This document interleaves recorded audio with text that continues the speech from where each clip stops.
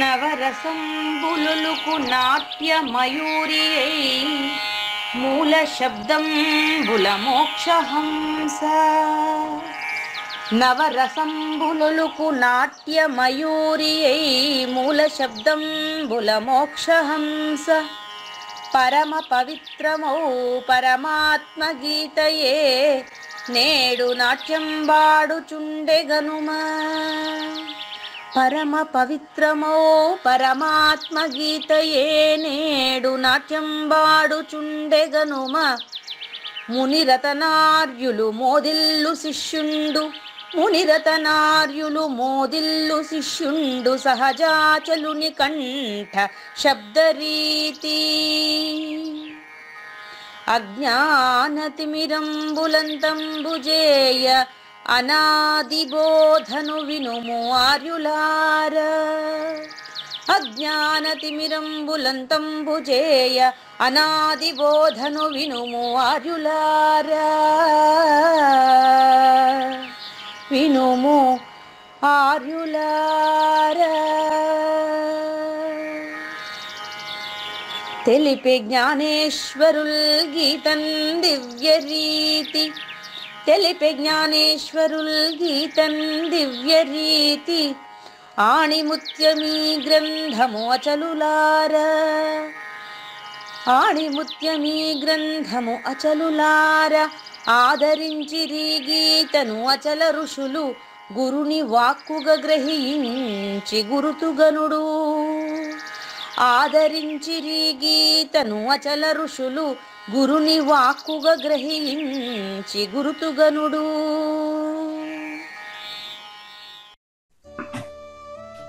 హరి ఓం.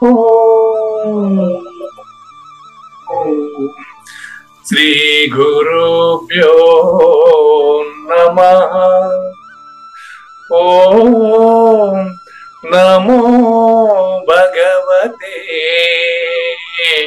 వాసుదేవాయ. ఓం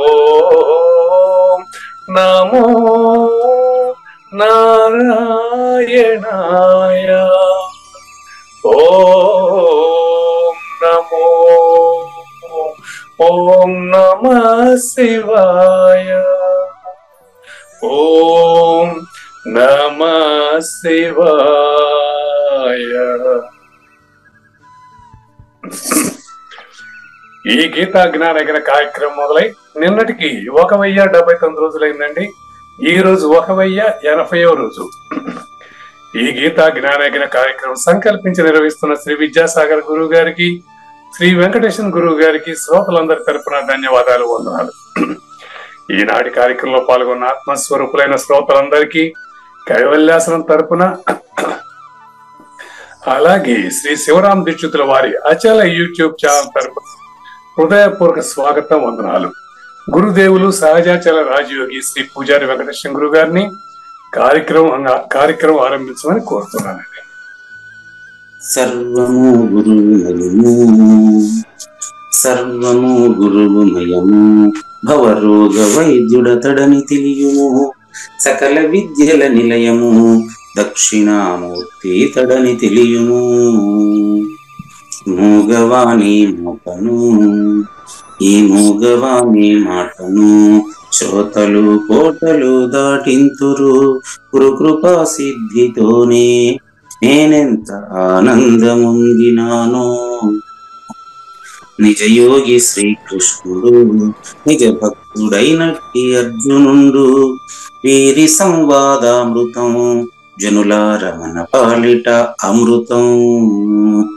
వేదవ్యాసుడు దీనిని జనుల యద వికసించునట్లుగాను మహాభారతమందున వెలిగించే కోటి సూర్యుల వెలుగుతో. నిత్య సత్య శాశ్వతమైన పరిపూర్ణంలో లేఖనే జరుగుతున్నట్లుగా మనకు తెలియబడుతున్న పవిత్రమైన శ్రీమద్ భగవద్గీత జ్ఞానేశ్వర్య జ్ఞానయజ్ఞంలో ఇవాళ 1080వ రోజు. అంటే కలియుగంలో క్రీస్తు శకం 2024 ఫిబ్రవరి 18వ తేదీన మనము 18వ అధ్యాయాన్ని మనం సంక్షిప్తంగా తెలుసుకుంటున్న సమయంలో అస్పర్శ యోగి ఎలా ప్రవర్తిస్తాడు అనే విషయాన్ని తెలుసుకునే దానికి ముందుగా అచల పరిపూర్ణ సూచన చేసేటువంటి లేని నా రాకపోకలు అనేటువంటి 211వ కృష్ణ దేశికేంద్రుల కంద పద్యంతో శ్రోతలందరికీ సాదర స్వాగత సుమాంజలి. శ్రీ గురుభ్యో నమః. శ్రీమద్భాగవత కృష్ణదేశిక ప్రభులు రచించిన 292 కందార్థ దరువులు సంపూర్ణంగా జ్ఞానయజ్ఞంలో రోజుకొకటి చొప్పున వ్యాఖ్యానించబడిన విషయం శ్రోతలకు విదితమే. ఈ కందార్థ దరువులను రచించిన 19 సంవత్సరాల వరకు అవి ముద్రణకు నోచుకోలేదని, వాటిలోని నిగూఢ భావాలను మరింత స్పష్టం చేస్తూ రచయిత క్షరాక్షరోపాధి ద్వయదోషరహిత పరమతత్వ కందములు 261 రచించారని, తదుపరి సద్గురు శుభాశీస్సులతో ఈ రెండూ కలిపి ఒకే పుస్తకంగా ముద్రించారని పెద్దలు చెప్పగా విన్నాం. పుస్తకం ఇప్పుడు మన భక్తులతో చాలా మంది దగ్గర ఉంది. ఈ కంద పద్యాలు భగవద్గీతకు ఉత్తర గీత వలె సద్గురు భక్తులకు కందార్థ దరువులలోని ఎన్నో సమస్యలకు సమాధానమై విలసిల్లుతోంది. ఎంతో ఉపయోగకరమైనటువంటి ఈ కంద పద్యాలను రోజుకు ఒక్కొక్కటి చొప్పున వివరించాలని అడిగిన ప్రత్యక్ష శ్రోతల కోరిక మేరకు జ్ఞానయజ్ఞంలో శ్రీకృష్ణ పరమాత్మ సందేశానికి ముందే ప్రతిరోజు కృష్ణ ప్రభువుల దర్శనం మహద్భాగ్యంగా భావిస్తూ ముందుకు వెళదామా? లేని నారాకపోకలు దేనందున తోచబడెను అదే బయలు సుమ్మి, దానిని గురు కృప చేగని నేనేగిన రాను పోను నిజము ఎన్నటికి.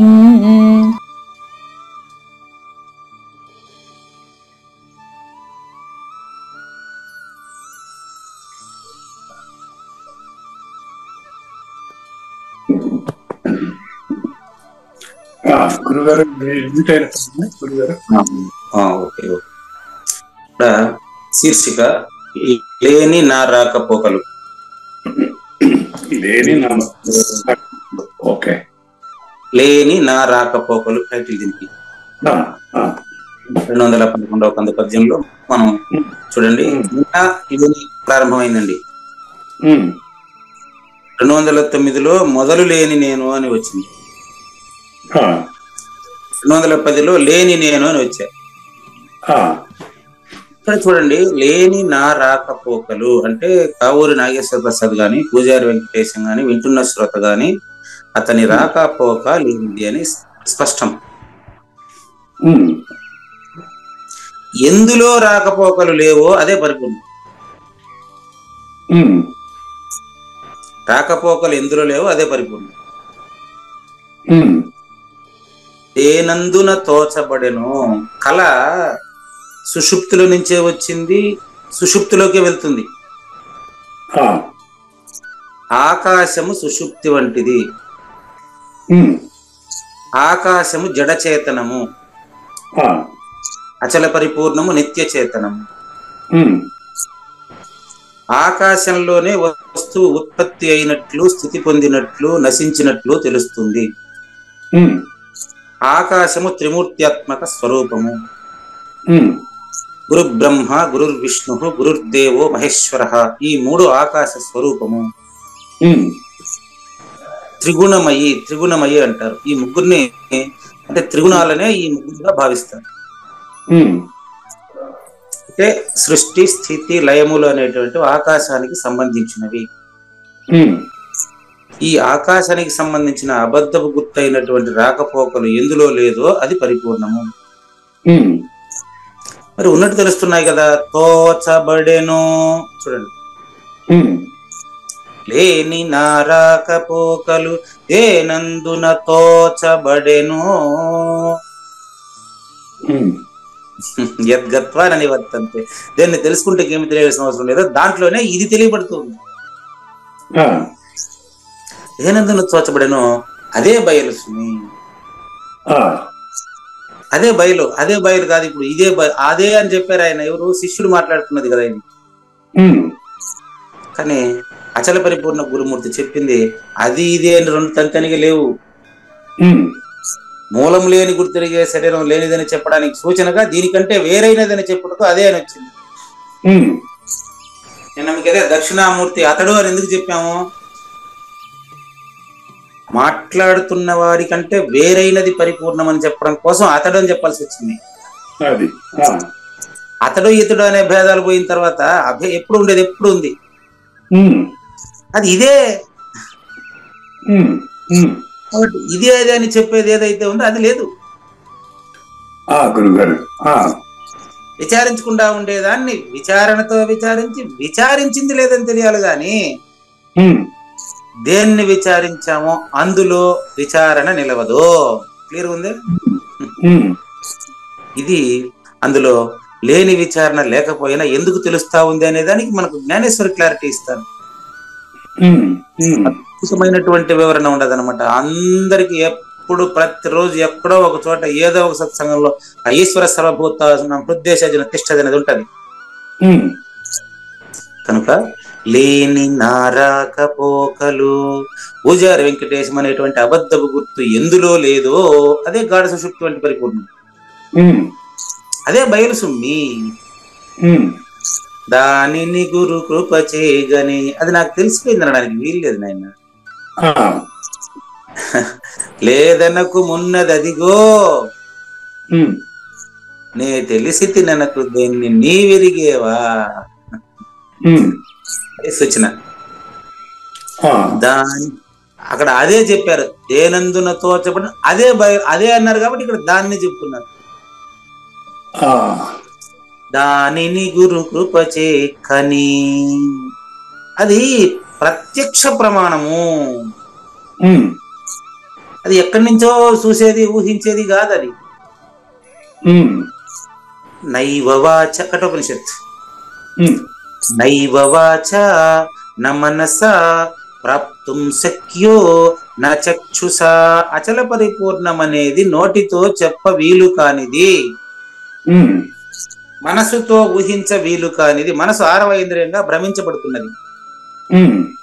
ఆ పంచభూతాల్లోది అది కూడా 6వ ఇంద్రియంగా భ్రమించబడుతున్నదే సృష్టికర్త. మనం మన షష్టాని ఇంద్రియాలని 15వ అధ్యాయంలో చెప్పాం. ఇప్పుడు రాబోయే శ్లోకంలో వస్తుంది అది. కనుక చాలా క్లియర్ గా చూడండి. దానిని గురు కృప చేయగని సాజన్మ సాకార సద్గురుమూర్తి గురు కృప. ఊహపోహలు కాదు అది. సాజన్మ సాకార సద్గురుమూర్తి సత్ప్రవర్తనను గమనించినటువంటి సత్శిష్యుడు మాత్రమే తెలియగలడు. ఇతరులకి తెలిసేదానికి వీలు లేదు. ఈ విషయం రేపు కంద పద్యాలు చెప్తారు. గురుకృప చేత దాన్ని గన చూసి నేను ఏగిన రెండవ నేను లేకపోతే అప్పుడు మొదటి నేను ఉంటది. కానీ మూడో నేను ఏ ఊరికి పోయినా మళ్ళీ 2వ నెలలో నుంచి 3వ నేను వస్తుంది. మరణంలో కూడా ఎరుక ఉంది. మరణంలో ఎరుక ఉంది అని చెప్పేదానికి మీకు చాలా ఉదాహరణలు చాలాసార్లు చెప్పాను. మళ్ళీ ఒకసారి గుర్తు చేస్తాను. శారీరక మరణంతో ఎరుక నశించుట లేదు. సద్గురు వాక్యంతో ఎరుక లేదు. శారీరక మరణంతో ఎరుక నశించుట లేదు. శ్వాస మాత్రమే ఆగుతుంది. శ్వాస ఆగిన అందులో ఆ శవంలో నుంచి కుదురు పెట్టి చూడండి ఎన్ని పురుగులు వస్తాయి అందులో నుంచి. చైతన్యం అడిగిపోయింది. కాబట్టి అందుకనే శవానికి కూడా మొక్కుతూ ఉంటారు. అది నాకు అవసరం లేదు. కానీ ఇప్పుడు అర్థవంతంగా చూస్తే మొక్కేవాడు లేడు. అంతటా నేను కానిది, నేను లేనిది ఏదైతే ఉందో అది నిజమైన నేను. మొక్కేదానికి 2వ వాడు ఎవడు ఉన్నాడండి? మొక్కేదానికి 2వ వాడు లేదు. మొక్కుతున్నవాడే మొక్కు తీర్చుకుంటున్నాడు. మొక్కిన వాడే కర్మ చేస్తున్నాడు. అచల పరిపూర్ణ సూచన ఎట్లానంటే ఏకమేవ అద్వితీయం బ్రహ్మ. అది శాసనం. మీకు వాక్యం మీకు తెలిసిన వాక్యమే కదా. ఏకం ఏవా ఆది మాత్రమే నిజమైన బ్రహ్మ. అదే ఇక్కడ చెప్తా ఉండేది. నా రాకపోకలు దేంట్లో లేదు. అదే మీరు ఎవరు పాపపుణ్యాలను తీసుకొని సృష్టిని నేను నడిపిస్తున్నానని భ్రాంతి చెందుతున్నారు కదా. 5వ అధ్యాయం 14-15లో వెరీ క్లియర్ గా చెప్పాం కదా. నాదత్తే కస్యచిత్ పాపం నచైవ సుకృతిం విభు అజ్ఞానేన ఆవృతం జ్ఞానం తేన ముఖ్యంతి జంతవః. మానవులై జన్మించి కూడా ఇంకా జంతువులాగా ప్రవర్తిస్తారు. ఎందుకండి? కాస్త జ్ఞానం పొంది సద్గురుమూర్తిని, సహజన్మ సాకార సద్గురుమూర్తిని కలవండి. నిజం తెలుసుకోండి, నిజం తెలుసుకోండి. సర్వ 5వ అధ్యాయంలో 13, 14, 15 చూసుకోండి, క్లియర్ గా చెప్పారు చూడండి. సర్వకర్మాణి మనసా, ఈ మనసు 6వదిగా తెలియబడుతుందండి. పంచభూతాలు పడితే అది పంచభూత భ్రాంతిదే. అవునండి. సర్వకర్మాణి మనసా, ఆ భ్రాంతి ఉండే సమయంలోనే సర్వకర్మాణి మనసా సన్యస్య, మనసుతో సహా విడిచి ఉంటే. ఈ శ్లోకానికి ఇలా చెప్పొచ్చినప్పుడు మనకు తెలియదండి. ఈ శ్లోకంలో ఇంత భావం ఉందనే విషయం అప్పుడు చెప్పడానికి అంత పరిజ్ఞానం నాకు లేదండి. ఇప్పుడు ఉందని చెప్పేసరికి లేదండి. సర్వకర్మాణి మనసా సన్యస్య, మనసులో మనసుతో సహా అన్ని పనుల్ని చేసే కర్తను త్యజించి. ఇట్లా మనం వివరం చెప్పాలంటే అప్పుడు చేత కాలేదు మనకు కదా. ఆ రోజు ఇంత అవగాహన లేదు. చెప్పారు అట్లే శ్లోకం అదే. ఆ సర్వకర్మలు అంటే పూజారి వెంకటేశం అనే అబద్ధపు గుర్తుతో జరుగుతున్నటువంటి కర్మలను కాదు త్యజించేది, ధర్మాన్ని పాటిస్తూ పూజారి వెంకటేశం అనే అబద్ధపు గుర్తును త్యజిస్తే మనసుతో సహా అతను సుఖం వసి, అటువంటి వాడు మాత్రమే సుఖ పురుషుడు. చచ్చిన తర్వాత కాదండి. సాయిబాబా సినిమాలో ఎప్పుడు అత్యంత సుఖంగా ఉంటాడు, మరణంలో అంటాడు. అదేనండి. ఆ మరణం దేహ మరణం కాదు ఆయన చెప్పింది. సద్గురు వాక్యం ద్వారా ఎరుక మరణిస్తే, అంటే ఎరుక లేనిదని తెలిస్తే అప్పుడు వాడికంటే సుఖవంతుని ఒకటి లేడు. అది ఆడ కథ. అది నెక్స్ట్ లైన్ అదే. మానసికంగా మరణిస్తుందా తప్ప శారీరకంగా మరణిస్తాం కాదు. శారీరక మరణానికి జననం ఉండలే. అవును, మానసిక మరణానికి అంతే. మానసిక మరణానికి జన్మ ఎక్కడ ఉంది? ధ్రువం జన్మ మృతస్య ఇది కదా. అవును, పుట్టిన దానికి మరణము తప్పదు, మరణించిన దానికి జన్మము తప్పదు. ఇక్కడ అది కాదు. ఇడ సర్వకర్మాని మనసా సన్యస్య. ఎప్పుడైతే మనస్సులో సర్వకర్మల్ని మనసుతో సహా త్యజించేశాడో అతనికి చేయడానికి పని లేదు. ఇప్పుడు అతను ఫ్రీ బర్డ్, ఫ్రీ. నవద్వారే పురే దేహి, 9 ద్వారములు కలిగినటువంటి శరీరంలో అతను హాయిగా ఎంత హాయిగా ఉంటాడు అంటే అతనికంటే మించిన హాయి భవిష్యత్తులో రాదు, ముందు లేదు, ఇప్పుడు కూడా రాదు, ఇంకెవరికి లేదంతే. అంటే ఇప్పుడు మీరు చెప్పిన దాని ప్రకారం శరీరానికి జన్మ ఉంటుంది, కానీ దానికి కారణం మనసు గనక మానసికంగా గనక మనం చచ్చిపోతే ఇక శరీరానికి జన్మ ఉండదు అంటారా? కాదు, శరీరానికి జన్మ ఉండదు అనేది కూడా జన్మను భావించేదే. అవును, శరీరానికి జన్మ ఉంటుందా ఉండదా అనే ప్రశ్న రాదు. అది అంటే క్లారిటీ వచ్చేసిన తర్వాత మీ ప్రశ్న బాగుందండి. ఇక శరీరం జన్మ ఉండదు అనేది మీరు చెప్పాలనుకున్నాను.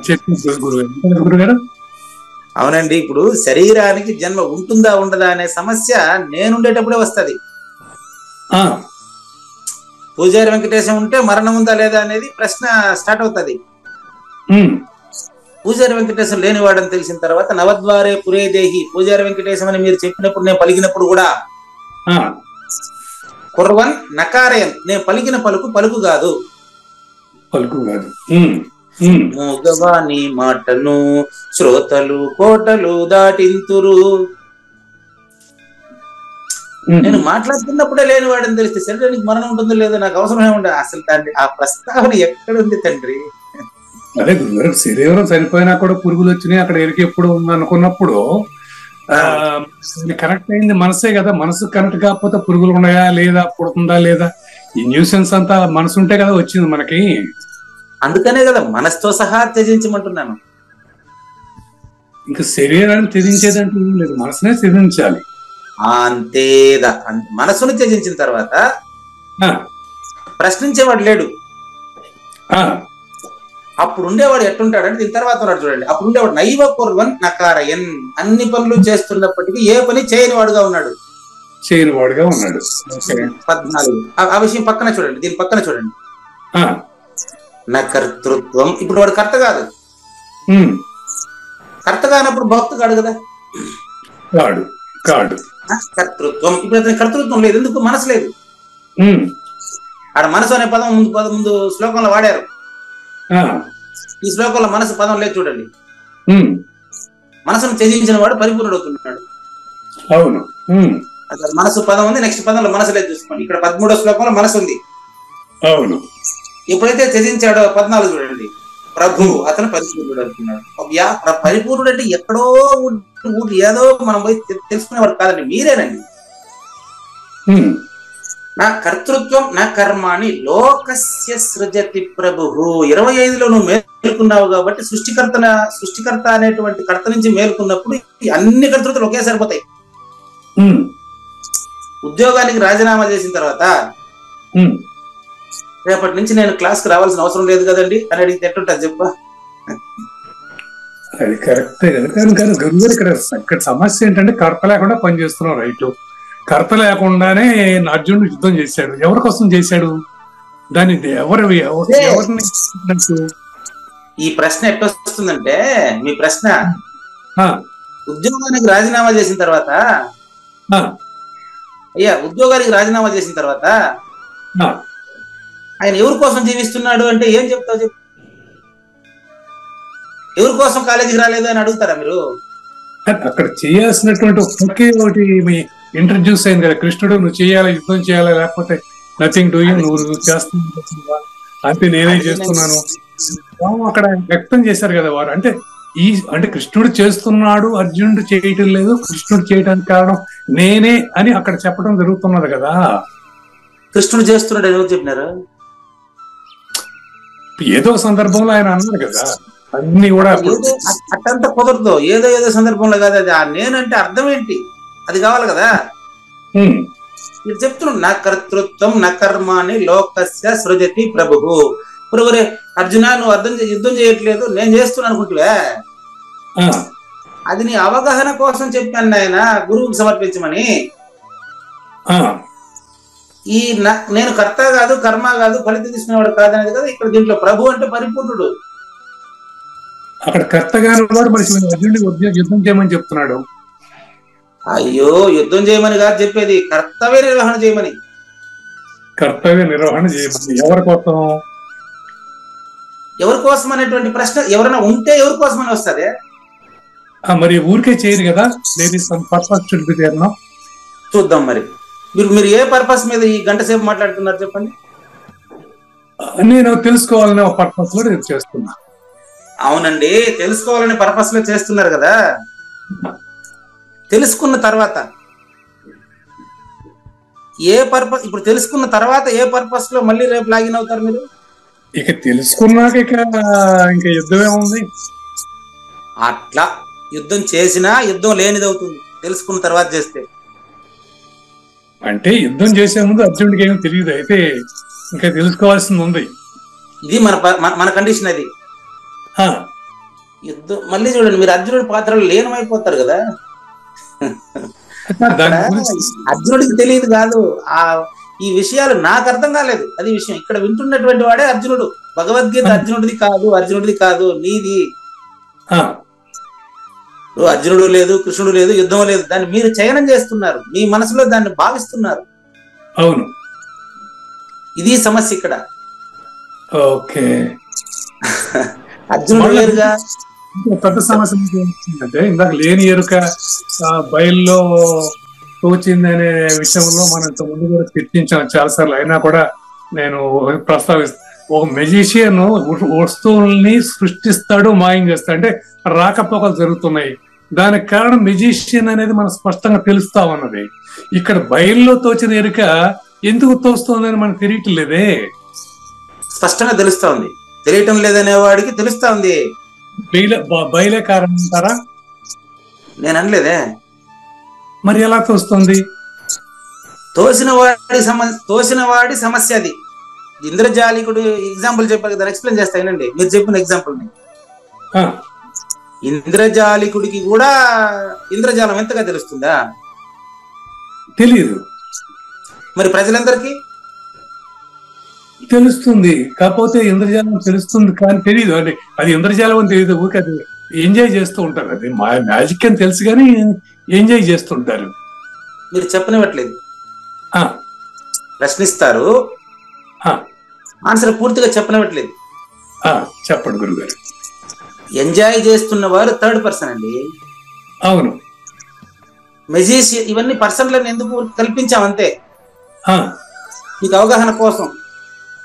గురుగారు, ఎంజాయ్ చేస్తున్న వారు థర్డ్ పర్సన్ అండి. ఇప్పుడు ఇంద్రజాలికుడు సెకండ్ పర్సన్ అండి. ఇది ఇంద్రజాలంలో మాత్రమే, మీరు చెప్పిన ఉదాహరణ వివరించడానికి మాత్రమే. కానీ బాగా గమనించండి, ఇంద్రజాలికుడు సృష్టికర్త. అవును గురుగారు. అది కూడా కావూరి నాగేశ్వర ప్రసాద్లోనే ఉండేది. ఓకే, అంటే ఓకే, సృష్టికర్త అంటే ఏం లేదు. ఓకే, ఇప్పుడు వచ్చారు దానికి. సృష్టికర్త అంటే ప్రత్యేకంగా ఏం లేదు. ఇంద్రజాలికుడికి ఇంద్రజాలము ఎంత అనిపిస్తుందా, పూర్తిగానండి మాట్లాడండి, మంత్రి మాట్లాడారు. ఇంద్రజాలికుడికి ఇంద్రజాలము ఎంత అనిపిస్తుందా? అనిపించదు. 25వ ప్లేస్ అది. మీరు రావాలి ఇప్పుడు అక్కడికి, అది మీరు రావాలి. మళ్ళీ ఇంద్రజాలికుడిని తనిగా చూడబాకు. ఓకే, మీరే రావాలి ఇప్పుడు ఇంద్రజాలికుడికి. మీరే సృష్టికర్త అని తెలిసిన తర్వాత అవును, మీ శరీరం కూడా మాయా అని మీకే తెలుసుకోలే? తెలిసిపోవచ్చు. దానికి కారణం వినట్లేదు. మీరు వినడం లేదు. మీరు వినడం లేదు. మీరు తర్వాత రాబోయే ఆన్సర్ వినడం లేదు, మళ్ళీ ప్రశ్నే ప్రయత్నిస్తున్నారు. తెలిసిపోతుందా లేదా అంటే ఒక మాటలో సమాధానం చెప్తే చాలు కదా. తెలిసిపోతుంది. మీరే మాయ అని మీకే తెలిసిన తర్వాత ఈ మాయ కంటే అతీతమైన వాడిని మనం కలవాలనే వద్దా? కలవాలి. కలిసిన తర్వాత ఆయన చెప్పేది విని అవగాహన చేసుకోవాలనే వద్దా? తప్పకుండా. ఇప్పుడు ఏం చేస్తున్నాం మనం? మనకు తెలిసినంత ఆయనకు చెప్పే ప్రయత్నం చేస్తాం. అంటే కాదు, వారు చెప్పేది మనకు అనుకూలంగా లేదు, అది యాక్సెప్టబుల్ గా లేదు. అంతకు మించి ఇంకా ఇంకోటి కారణం కాదు. అదేనండి, నేను కూడా మా గురువు గారి దగ్గర ఇప్పుడు మీరు మాట్లాడినట్టే అడ్డం మాట్లాడానండి. ఈ సమాచారం అక్కడ ఉంది, ఆ శ్లోకంలో ఇది ఉంది అనే శ్లోకంలో ఉండేది అని చెప్పానే తప్ప నేనుగా అపరోక్షం కాలేదు, అప్పుడు కాలేదు. ఓకే, అట్లా ఇప్పుడు మీ పరిస్థితి కూడా అదే. అంతేలేండి. ఇప్పుడు మీరు మాయా అని స్పష్టంగా తెలిసిన తర్వాత మీరు సృష్టికర్త అవుతున్నారు. ఇంద్రజాలికుడికి ఇంద్రజాలం వచ్చు, నేను సృష్టికర్త కావట్లేదు. సృష్టికర్తకి నేను భాగం అవుతున్నాను, నేను ఒక పార్ట్, ఒక రోల్ అవుతున్నాను అని అనుకుంటున్నాను. అదే ఒక బొమ్మ, ఒక నాటకం, అది ఒక బొమ్మ సపరేట్. ఎవరి సినిమా? ఈ సినిమా సపరేట్. అన్ని సినిమాల్లోనూ ఉండేది కేవలం ఏది ఉందో సృష్టికి సంబంధించినటువంటి ఆకాశ తత్వం ఏదైతే ఉందో దాన్ని మీరు ముందుగా అనుభవించాలి. ఓకే, మాయ కూడా ఎప్పుడు అనుభూతినే. ఓకే గురుగారు. ఇప్పుడు నెక్స్ట్ శ్లోకంలో వస్తుంది, మాయ ఖచ్చితంగా అనుభూతి, అనుమానం లేదు దీంట్లో. ఈ మాయ లేని నా రాకపోకలే మాయా అని తెలిసి నాకంటే వేరుగా ఉండేటటువంటి ఆ యొక్క అచల పరిపూర్ణమును అపరోక్షం చేసుకున్నటువంటి ఆయనే సాజన్మ సాకార సద్గురు. ఆయన కృప చేత ఆయన ప్రవర్తనలో, ఆయన మాటల్లో ఆయన చేసేటువంటి ప్రవర్తన పరిపూర్ణమైనదేనని స్పష్టంగా తెలిస్తే ప్రశ్నించేవాడు ఉండడు. ఇది ఎట్టా అంటే మీకు మళ్ళీ అదే ఉదాహరణ. గాఢంగా నిద్రపోయిన తర్వాత మళ్ళీ నిద్రపోయిన వాడు నేను నిద్రపోతున్నానా లేదా చెక్ చేసుకోవాలనా? నేను నిద్రపోతున్నానా లేదా చెక్ చేసుకుంటే నిద్రపోలేదని అర్థం, అంతే. అట్లా అచల పరిపూర్ణత అపరోక్షం చెందిన తర్వాత మీ దగ్గర సమాధానమే ఉంటుంది. మీ దగ్గర కాదు సమాధానం, ఎవరైతే ప్రశ్నిస్తారో వాళ్ళలో నుంచి వాళ్ళకి మీరు సమాధానం ఇస్తారో తప్ప మీకు ప్రశ్నే ఉండదు. ఇంకా ప్రశ్నించేవాడు ఉంటే ప్రశ్న ఉంటుంది. అంటే దీన్ని బట్టి అచల ప్రవర్తనకు సంబంధించిందే గాని జన్మరహితానికి సంబంధించింది కాదనిపిస్తోంది. అది అనిపించేది కావూరి నాగేశ్వర ప్రసాద్, మీరు కాదు, మీకు కాదు. మరి అక్కడ జన్మరహితం ఎక్కడైంది? ఇప్పుడు ఆయన ప్రవర్తననే ఇప్పుడు ఇలా లేనివాడిగా భావించు అని అంటున్నారు. మళ్ళీ శరీరం వచ్చినా పర్లేదు, శరీరం రాకపోయినా పర్లేదు, దాని గురించి నువ్వు పట్టించుకోవాల్సిన అవసరం ఏముందని ఆ గురువు గారు చెప్తున్నారు. జన్మరహితం కొత్తగా అయ్యేది కాదు. లేని జన్మ ఉందని ఊహించుకున్నావు కదా, నీ భ్రాంతిని పోగొట్టేదే జన్మరహిత ప్రబోధ తప్ప నీ పుట్టుకను భౌతికంగా ఆపేది కాదు. దృష్టికోణం చేంజ్. దృష్టికోణం చేంజ్ అంతే. చాలాసార్లు చెప్పినాయి. అయితే ఇప్పుడు ఈ జన్మలో అవగాహన అయింది గురువు గారు, మళ్ళీ ఇంకో జన్మతో నా కథ ఏంటి ఇప్పుడు? ఈ జన్మలో అవగాహన అయింది అంటే నీకు ఇంకో జన్మ ఉండదని, అవగాహన కాలేదని అర్థం అండి. ఈ జన్మలో అవగాహన అయ్యింది అనేది కూడా అవగాహన కాకపోవడం వల్లనే పోయిన జన్మలో కాలేదని అర్థం, ఇంకా వచ్చే జన్మ ఉందని అర్థం. నేను నా లోపల నేను భావించాను అని మీకు జస్ట్ సూచనగా నేను చెప్పడం జరుగుతూ ఉన్నది. అంతవరకు నాకు సూచన ఉండండి, మీరు నాకు సూచన చేసేది కాదు, అది మీలోనే మీరు సూచన కావాల్సింది. అంతే, కాదంటలేదు. కాదంటున్నారు, కాదంటలేదు అనేది కూడా కాదనటమే. చెప్పే క్రమంలో నేను దాన్ని మెన్షన్ చేయటం జరుగుతూ ఉన్నది. అదేనండి, పరిపూర్ణం ఏం వ్యక్తం చేయదు. ఇప్పుడు మన నా సందేహాల జరుగుతుంది, వచ్చే జన్మ ఉందా నాకు లేదా? అదేనండి, ఈ జన్మను విచారిస్తేనే వచ్చే జన్మ గురించి తెలుస్తుంది. మీరు ఈ జన్మ విచారించకుండానే వచ్చే జన్మ గురించి మాట్లాడుతున్నారు. ఈ రోజు ఇంకా నిద్రపోలేదు, ఏమంటే నాకు ప్రతిరోజు నిద్ర వస్తుందా లేదా అంటే, ఈ రోజు నిద్రపోయేదాన్ని బట్టి రేపు ఎక్స్పీరియన్స్ చెప్తే అప్పుడు చెప్తారు. కానీ అదే నువ్వు జనన మరణాలంటే ఇంకా మనం విచారించడం లేదు. అదేనండి. ఈ జన్మలో నాకు జన్మరహితం అయిందండి, వచ్చే జన్మలో కూడా జన్మరహితం అయిందంటే అదెట్ట లెక్క? ఈరోజు తాగేది మానేసినానండి, రేపు కూడా మానేస్తానా లేదంటే ఎవరిపైన ఆధారపడింది వాడు తాగుడు మానేది? అదేనండి, అదే అంటే గురువు చూసిన ఎఫెక్ట్ ఏమిటి అనేది నేను ఆలోచిస్తాను, అంతకు మించి ఇంకొకటి కాదు. వినడం లేదు, వినేదాన్ని అవగాహన చేసుకోవడం లేదు. నేను చెప్పి ఉదాహరణ పక్కన పెట్టేశారు. ఈ రోజు తాగుడు నేను మానేశానండి, రేపు నేను తాగకుండా ఉంటానా అంటే వాడికి మనం ఏం చెప్తారు? మీరు ఏం సలహా ఇస్తారు నాకు? నేను తాగిపోతండి, ప్రతిరోజు తాగుతున్నాను, మానేయాలని నాకు ఉంది. ఈ రోజు అయితే ఈ గ్లాస్ తాగేసి మానేస్తున్నానండి, రేపు నేను మానేస్తానా లేదా మీరు చెప్తారు నాకా? చెప్పలేదు. ఎవరి మీద ఆధారపడింది అది? ఆ వ్యక్తి మీద. ఏ వ్యక్తి మీద? ఆ తాగే వ్యక్తి మీద. జన్మరహితం కూడా అంతేనండి, ఇండివిజువల్ గా వాడు విచారించి గురువాక్యాన్ని తనలో చూడాలి. గాని ఈ జన్మలో నాకు జన్మరహితం అయిపోయిందండి, వచ్చే జన్మలో రహితం అవుతుంది అంటే అసలు జన్మల గురించి సరిగ్గా విచారించలేదని ఒక స్థిరత్వంగా మనం కన్ఫ్యూజన్ కలిగిస్తాయి. మరి మన బతికేట్రై అర్థం కాని స్థితి ఏర్పడుతుంది మళ్ళా. అదేనండి, అది కావూరు నాగేశ్వర ప్రసాద్ కు మాత్రమే అర్థం కాని స్థితి ఏర్పడుతుంది, మీకు కాదండి. కావూరు నాగేశ్వర ప్రసాద్ అనేది సృష్టికర్త, తర్వాత థర్డ్ పర్సన్ అనే ద్వయం అండి అది. అంతేనండి, అది లేదండి. గాఢ నిద్రలో మీకు ఏం కన్ఫ్యూజన్ ఉంటుంది చెప్పండి? ఉండదు. మరి ఆ స్థితిలో ఇప్పుడుంటే కన్ఫ్యూజన్ అనేది లేనిదే కదా. ఆ స్థితిలో ఉండడానికి మీరు సిద్ధపడటం లేదు. అది కథ. గాఢ నిద్రలో ఉండే స్థితిని ఇప్పుడు కావాలంటున్నారు. నాకు వస్తుందా లేదా, వస్తుందా లేదంటే మీ సూట్ తెలుస్తుంది. మీరు వస్తుందా లేదా నన్ను అడిగితే ఎవరు పొందాలి? నీలోనే పొందాలి, రెండవది లేదని చెప్తాను. కాబట్టి లేని నా రాకపోకలు నందున తోచబడెను అదే బయలు సుమి. మన ఇద్దరి యొక్క సంవాదము ఏది ఇందులో అయితే జరుగుతా ఉందో అది పరిపూర్ణము. చేప దేంట్లో అయితే తిరుగుతా ఉందో అది సముద్రము. చేప దేంట్లో అయితే తిరుగుతుందో అది సముద్రము. చేప ఏంటండి, నాకు మరి సముద్రం అంటే తెలుసుకునే అవకాశం ఉందా లేదా అంటే ఏం చెప్తారు మీరు దానికి ఆన్సర్? అది ఎట్లా సాధ్యం? అది ఎట్లా కరెక్ట్ గారు? ఈ ప్రపంచంలో వచ్చి పోతా ఉన్నాను, ప్రపంచాన్ని నేను పరిపూర్ణం అనలేనుగా. మీరు ఉదాహరణ తీసుకోవడం లేదు కదా అసలు. ఉదాహరణ దగ్గరికి చేరట్లేదు, మీరు తోసేస్తున్నారు. ఉదాహరణ దగ్గరికి వచ్చి ఉదాహరణలు ఆలోచించండి. చేప సముద్రం పదాలు పెడితే మీరు ఆ పదాలను పక్కన పెట్టేసి ఈ పదాలే పట్టుకున్నారు. ఉదాహరణ ద్వారా లైట్ వేస్తే కనిపిస్తుంది అంటే లైట్ వేయకుండా మాట్లాడుతున్నారు. అదేనండి, స్విచ్ చేయండి పలానా చోట వస్తువు ఉంది అంటే నాకు కనపడలేదు అంటే లైట్ వేసుకోవడం లేదు. అది మళ్ళీ వినండి, ఇప్పుడు చేప నాగేశ్వర ప్రసాద్ గారు జస్ట్ ఉదాహరణ ఉంటే కదా మీకు తెలుస్తుంది. అది మీరే అవగాహన చేసుకోవాలి పరిపూర్ణమా కాదని. అంతేలేండి. ఇంకొకటి తెలిసేది కాదండి. బాగా జాగ్రత్తగా వినండి. ఇప్పుడు చేప సముద్రం అంటే ఎట్లుంటుందండి, అది ఎక్కడుంటుందంటే దాని కొంచెం నాకు ఎక్స్ప్లెయిన్ చేయండి అని చేప వచ్చి అడిగింది అనుకో, మీరేం చెప్తారు?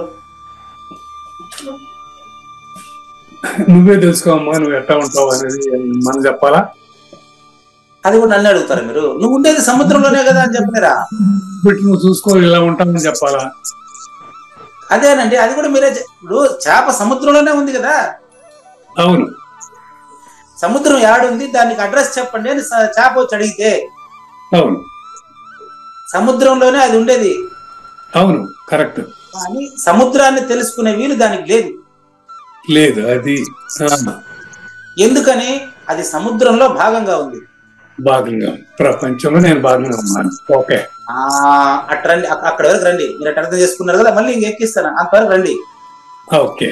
ప్రపంచంలో మీరు భాగంగా ఉన్నారు కదా, ప్రపంచం దేంట్లో ఉంది? ప్రపంచం లేనిది.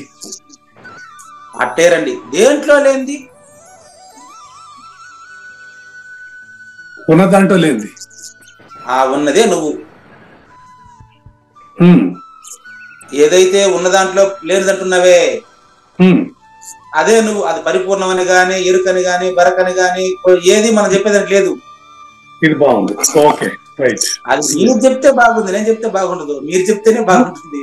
ఇది చక్కగా ఉంది. ఇప్పుడు ప్రపంచం లేనిది అది దేనిలో ఉందంటే ఉన్న దాంట్లో లేనిది. ఉన్నది నువ్వు. ప్రపంచం ప్రపంచంగా మిథ్య. నిన్న ఎవరో పెట్టారు చూడండి, మన గురువు గారు అనుకుంటాను, రామంజీ గారు అది పెట్టినట్టున్నారు వాట్సాప్ లో చూడండి. ప్రపంచము ప్రపంచంగా మిథ్య. నువ్వు పరిపూర్ణుడైతే, నువ్వు పరిపూర్ణుడుగా నువ్వు అపరోక్షం కాబడితే, నీకు ప్రశ్న లేకపోతే, ప్రశ్నించేవాడు లేకపోతే అక్కడ, అప్పుడు ప్రపంచం పరిపూర్ణంగానే తెలుస్తుంది నీకు. అంతేనండి. అప్పుడు నువ్వు దేన్ని నిషేధించలేవే, నిషేధించేవాడు లేడా? జస్ట్ ఇది అవగాహన మాత్రం ఇది. అది ఇంకా పుస్తకాలు, భాష్యాలు, శాస్త్రాలు, శాస్త్రజ్ఞులు అవసరం లేదు. అదేనండి. 36-37 నిమిషాలు అయింటది. ఇంకా మనం ఎంత టైం ఉంది? ఇప్పుడు నాగేశ్వరరావు గారు ఒకసారి మెసేజ్ పెట్టండి. 3 నిమిషాలు. 3 నిమిషాలా? చాలా అద్భుతమైనటువంటి ఈ యొక్క ప్రశ్నలతో మరి పూజారి వెంకటేశాన్ని బాగా అవగాహన పరిచారండి. అవగాహన చేసుకున్నాను. మీరు అవగాహన పరిచారు, మీరు పరిచారు, నేను చేసుకున్నాను, అవగాహన చేసుకున్నాను. లేని నారాకపోకలు ఏనందున తోచబడెను అదే బయలు సుమి అన్నాడు కృష్ణ ప్రభువులు. కానీ కృష్ణ ప్రభువుల కంటే ఇంకా అద్భుతంగా మీరు దాన్ని విచారణ బాగా విచారించి దాన్ని వినేటువంటి అపరోక్షమయ్యేటట్టు చేశారు. మరి మీకు కృతజ్ఞతలు తెలియజేస్తూ మనం 1080వ ఎపిసోడ్ లో 211వ కంద పద్యం పూర్తయిందండి.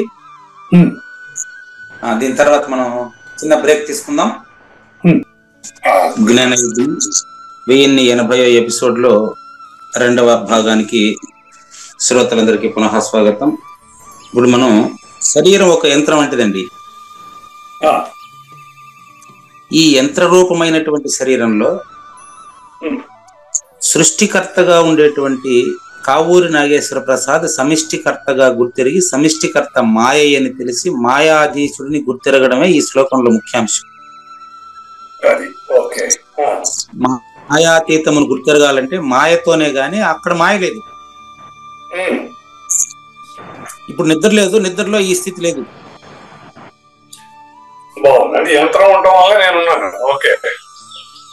యంత్రం ఉండటం వల్ల ఉండే నువ్వు రెండో వాడు, అది కూడా రెండోదే. నేనుండటం వల్ల యంత్రం ఉంది, యంత్రం ఉండటం వల్ల నేనుండాను. ఈ రెండు మాయ అండి, ద్వయం అండి. చేప ఉండడం వల్ల చేపకి ప్రాణం ఉంది, ప్రాణం ఉండడం వల్లే చేప ఉంది. అది రెండు ఒకేసారి ఎంట్రీ. ఈ రెండు కాకుండా ఉండేదంతా సముద్రమే ఆడ. జస్ట్ ఎగ్జాంపుల్, అది ఎగ్జాంపుల్, డైరెక్ట్ గా నీకు సూచన కాదు. అదేనండి. ఆ విషయాన్ని మరి జ్ఞానేశ్వరులు ఎలా వివరిస్తారో మనం చూద్దామండి. కానీ శ్రీ భగవాను వాచ శ్రీ శ్రీ భగవాన్ వాచ ఈశ్వర సర్వభూతానాం ఈశ్వర సర్వభూతానాం హృద్దేశే అర్జున తిష్టతి హృద్దేశే అర్జున తిష్టతి రామయన్ సర్వభూతాని భ్రామయన్ సర్వభూతాని యంత్రారూఢాని మాయయా. ఆరూఢాని మాయయా. ఇక్కడ మీరు ఇంద్రజాలికుడితో పోల్చొచ్చు కానీ అవగాహన మీలో జరగాలి. మీరు చెప్పిన ఇంద్రజాలికుడు ఉదాహరణ ఇక్కడ తెస్తాను. కానీ ఇంద్రజాలికుడిని మీకంటే వేరుగా చెప్పారనుకోండి, సూచన జరగదు, సూచన కాదు. అదేలేండి. మీరే నిద్రపోతే మాట్లాడరు. నిద్రపోవాలనే విషయాన్ని ఎంతసేపు మాట్లాడినా నిద్రపోయినట్టు కాదు. కాదు. క్లియర్ గా చూడండి. అదే చెప్పేది, సాజన్మ సాకార సద్గురుమూర్తితోనే ఇది సిద్ధం. గురువుకి వదలాల నన్ను. నేను మళ్ళీ నాకు తెలిసిందండి మళ్ళీ ఇంకోటి చెప్పండి అంటే, తెలిస్తే చెప్పమని ఏంటి అడుగుతావా? అది నాయన నువ్వు నిద్రపోయేదని కథ చెప్తున్నాను అంటానండి. కథ ఎందుకోసం? వాడు నిద్రపోయేదాని కోసం. వాడు కథ అంతా చెప్పేసి ఎవరు నిద్రపోయినావా లేదా అంటే, ఇంకా నిద్రపోలేదని అడుగుంటే ఇంకో కథ చెప్పాలని అర్థం. బాగా గమనించండి. లేని నారాకపోకలు దేనందున తోచబడిన అది బయలన్నారు కదా, అందులో నేను ఎలా ప్రవర్తించాలనేది ఈ శ్లోకంలో చెప్తుంది. ఇక్కడ దీనికి టైటిల్ ఏంటంటే కర్తృత్వరహిత కర్తగా నువ్వే వ్యవహరించాలి. బాగా గమనించండి. కర్తృత్వరహిత కర్త. మళ్ళీ ఈ ప్రాసెస్ అంతా ఎక్కడొచ్చిందండి, ఎక్కడి నుంచి వచ్చింది అంటే నీ నుంచే అని చెప్తా ఉంటే, ఇప్పుడు నా కళ్ళ ఉండే బిల్డింగ్లు అంతా ఎవరు కట్టినారంటే ఏం చెప్పేది? నా కళ్ళ ఉండే బిల్డింగ్లు కర్త ఎవరు చెప్పండి? మేస్త్రి అని చెప్పవు కదా. మేస్త్రి, ఇంజనీరు, ఇసుక, ఇటుకలు, సిమెంట్ ఇవంతా కలిపితే కదా బిల్డింగ్ అవుతుంది. మరి ఎప్పుడు కలగాలంటే అదే చెప్పేది ఇక్కడ. అది మీ ఇష్టం. నేను అడిగిన ప్రశ్న బాగా గమనించండి.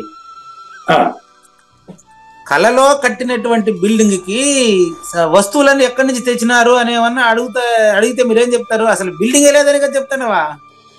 అంతే అంతే గురుగారు. ఆ విధంగా కలగనేవాడే లేకపోయినప్పుడు, కలగనేవాడు లేనివాడని తెలిసిపోతే దాన్ని కళ అంటారా? మరి కళకతీతంగా నువ్వు ఎట్ట ప్రవర్తించాలనేది అద్భుతంగా చెప్పబడినటువంటి శ్లోకం భగవద్గీతలో. ఆశ్చర్యకరమైనటువంటి అద్భుతమైనటువంటి భావాలను ఒలికించేటటువంటి భావం అది. శంకరులు, జ్ఞానేశ్వరులు వీళ్ళతోనే వినాలి దాన్ని. దాని వ్యాఖ్యానం కూడా రెండో వాళ్ళు చెప్పలేరు. ఒక్క విద్యాప్రకాశానందగిరి స్వామి, ఒక శంకరులు, ఆదిశంకరులు, ఒక జ్ఞానేశ్వరి, అచల పరిపూర్ణ జ్ఞానేశ్వరి చెప్పిందే వినాల పరిపూర్ణ సిద్ధాంతం. ఎవరు చెప్పినా అవకాశం లేదు. అయితే అది తెలుసుకునే నేర్పు నాకు కృష్ణ ప్రభువుల ద్వారా, మీ ద్వారా వచ్చింది ఈ రోజు. కమాన్ చూసుకోండి. ఇక్కడ అర్జున అంటే అది అర్జునుడు మరి ఆ కాలము అది మరి వాడు యుద్ధం చేసినాడు అని అడగబాకండి నిన్ను. అర్జున అంటే కావూరి నాగేశ్వర ప్రసాద్ అని అర్థం. అర్జునత్వము అంటే చెప్పింది చెప్పినట్లు జీర్ణం చేసుకుని పాటించేవాడని అర్థం. అర్జున అంటే గురువాక్యాన్ని చక్కగా తనలో జీర్ణింపజేసుకుని సద్గురువులాగా ప్రవర్తించేవాడు అర్జునుడు అని అర్థం. అంతే. అర్జునుడు అనగానే ఎవరికి వారు అర్జునుడిగా భావిస్తున్నాయి. జస్ట్ అది పక్కన పెట్టి అక్కడ అర్జునుడు అంత యుద్ధం చేసినాడంటే అయిపోయి ఇంకా నువ్వు వేరే అయిపోయినావు దానికి. భగవద్గీత అర్థం కాదు అట్లా. కాబట్టి అర్జున అంటే కావూరి నాగేశ్వర ప్రసాద్ గారు, నీ శరీరం యంత్రం వంటిది నాన్న. యంత్రారూఢాని, యంత్రాన్ని ఎక్కేవాడు ఒకడు ఉండాలి కదా. యంత్రం థర్డ్ పర్సన్, యంత్రంలో ఫీల్ అయ్యేవాడు సెకండ్ పర్సన్. యంత్రంలో ఫీల్ అయ్యేవాడు సెకండ్ పర్సన్. నేను ఏడాదని అడుగుతా ఉంటావు కదా, మాయగా నీలో ఉండా, నేను మాయగా నీలో ఉండా సెకండ్ పర్సన్ గా. కానీ నేను ఫస్ట్ పర్సన్ గా ములుగుచ్చేదానికి సందు లేకుండా నిండి ఉన్నాను. ఉమ్, నేను ఫస్ట్ పర్సన్ గా ములుగుచ్చేదానికి సందు లేకుండా నిండి ఉన్న విషయం నీకు తెలియాలంటే ఉమ్, ముందు మాయగా ఎటున్నానో తెలుసుకుని మాయాతీతుడు కావయ్యా. నేను కూడా చూడు లాస్ట్ పదం మాయయా, మాయగానే నీతో మాట్లాడుతున్నాను. ఉమ్, ఈ శ్లోకంలో చివరి పదం అదే. ఉమ్, నేను మాయా శరీరమైన పూజారి వెంకటేశం శరీరం నుంచే నీతో మాట్లాడుతున్నా. ఉమ్, కానీ నా మాట లేనిదని నీకు ఎప్పుడు తెలుస్తుందో అప్పుడు నువ్వు కూడా లేనివాడైతావు. అదేలే గురుగారు. అది క్లారిటీ. నిద్రపోయిన తర్వాత మనం ఇద్దరు నిద్రపోతున్నాం, ఒకడే నిద్రపోతున్నామా తెలుస్తుందే. ఉమ్, ఒకరికొకరు మాట్లాడుకుంటూ నిద్రపోయినామంటే నిద్రలో మన ఇద్దరు ఒకటే. అవును గురుగారు. అదే పరిపూర్ణం. అదే గురుగారు. ఇప్పుడు మాయ ఎలా ఉందని తెలుసుకునేది కూడా శుద్ధ మాయ కదా. మాయలో కూడిన మాయ అంటారు. మీకు ఇది ఏడు నుంచి వచ్చింది తండ్రి. ఎవరు ఆయన పేరు ఏదో సంబంధం, విమలానంద జనార్దన స్వామి. ఇదే తిప్పుతా ఉంటారు ఆయన కూడా. ఆయన ఏదంటే శుద్ధమాయ, మలినమాయ, మిశ్రమాయ, 3 రకాల తిప్పుతాడేసి. ఇప్పుడు మాయలో ఉన్నాడు, మాయనడు తెలుసుకోగలుగుతాడు. వాడు ఉందే మాయ. అదే, అందుకనే కదా మా మాయకు అతీతమైన వాడిని ఆశ్రయించేశాం కదా. ఓకే, అక్కడ నేనేం చెప్పట్లేదు మనం, ఆయన ఇంకా మొదలే పెట్టలేదు మనం. ఓకే గురుగారు. మాయను 3 రకాలుగా డివైడ్ చేసుకుంటా ఉంటే మనం మాయకు అతీతంగా ఉండదని ఎప్పుడు తెలుసుకోలేదు మనం. ఇంకా చెప్పండి. ఇప్పుడు మాయ అని చెప్పిన తర్వాత అది మాయ ఇది మాయ అని అన్నదే ఈ మాయ. పల్లమరాజాచార్యుడు రాశారంట పాట. ఎవరు మరి? పూర్ణ రత్నం పాడే. ఇప్పుడు మాయ అంటా ఉండేవాడే మాయ అన్నప్పుడు మాయను మళ్ళీ 3 రకాలుగా డివైడ్ చేసి మాయనే తిప్పి నేర్చుకుంటూ మాయలోనే పడి ఉందామా? లేదు. మరి మాయాతీతం తెలియనివ్వండి, ఆయన దగ్గరికి పోదాం మనం. సర్వభూతాన్ని, అన్ని 84 లక్షల జీవరాశుల్లోనూ ఈశ్వర సృష్టికర్తగా తెలియబడుతున్న నేను మాయయా, మాయ చేతనే. తన మాయాన్ని రాసేటాడా? రాశారు తన మాయని. కానీ సృష్టికర్తగా మాయా, సృష్టికర్త నువ్వే. నీకు ఇతరమైనదే పరిపూర్ణము. గాఢ నిద్రలో ఇది ఉండదు, ఇప్పుడు అది ఉండదు, అది ఇది కాదు, ఇది అది కాదు. కన్ఫ్యూజ్ చేసి వ్యాఖ్యానాలు చేసి వీడియోలు పెంచబాకండి. మాయ వేరు, పరిపూర్ణం వేరు. మాయకు వేరుగా పరిపూర్ణం ములుగుచ్చ సంధి లేకుండా ఉంది. పరిపూర్ణంలో లేకనే తోచిన లేనిరుకయే మాయా. లేనిది లేని దానికి తెలిసే లేదని తెలియాలనే తప్ప ఉన్నదానికి కాదు. ఈ లేనిది అంటే సెకండ్ పర్సన్ అండి. భ్రామయన్, భ్రమింపజేయుచు సర్వభూతానం హృదయసే అర్జున తిష్టతి. అన్ని భూతముల హృదయములందు మనసు రూపంలో ఉండేటువంటిది మాయ తప్ప నేను కాదు. నేను అని మీరు భావించే మాయ నేను కాదు. అది చెప్పాను మీకు. ఈ విషయం ఏమన్నా కూడా ఇప్పుడు మొదటి నేను యొక్క నీడగా రెండవ నేను తెలియబడుతుందే తప్ప దానికి సంబంధం లేదు. తెలియబడటానికి ఈ యొక్క పంచభూతాత్మకమైన ప్రపంచమే కారణం. పంచభూతాత్మకమైన ప్రపంచంలో శూన్యము విత్తనము, సర్వమే చెట్టు. దీని పేరు అశ్వత్థ వృక్షము. అశ్వత్థ వృక్షం అంటే లేకనే ఉన్నట్లు తెలియబడిన చెట్టు. 15వ అధ్యాయం మొదటి శ్లోకంలో చెప్పాము.